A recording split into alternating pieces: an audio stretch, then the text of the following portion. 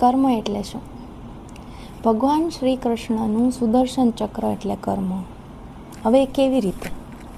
ભગવાને શિશુપાલને 100 વાર એમની ભૂલ માફ કરવા માટેનું વરદાન આપેલું હતું. એટલે શિશુપાલે એ વરદાનનો ફાયદો ઉઠાવ્યો. એ એટલું ખરાબ કર્મ કરતા ગયા, એટલું ખરાબ બોલતા ગયા, એટલી ગાળો આપતા ગયા.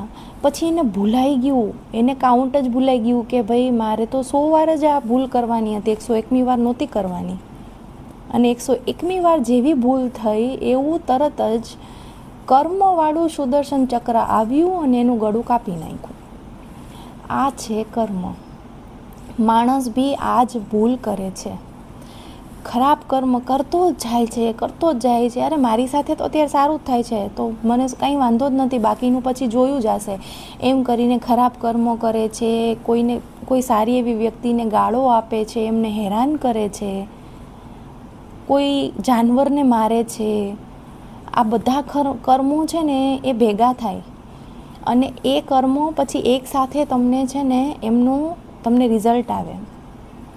એ જ્યારે આવશે ને સુદર્શન ચક્ર મારવા માટે, ત્યારે કોઈ નહીં હોય સાથે તમારી મદદ કરવા માટે. એવું નથી હોતું કે ખરાબ કર્મ કરો ને એટલે બીજે દિવસે તમને એનું રિઝલ્ટ આવી જાય, એવું નથી હોતું. એવી જ રીતે કોઈ સારું કર્મ કરો તો બી એવું જરૂરી નથી કે તમે સવારે સારું કર્મ કર્યું ને સાંજે તમને સારું એવું થયું તમારી સાથે, એવું બી નથી.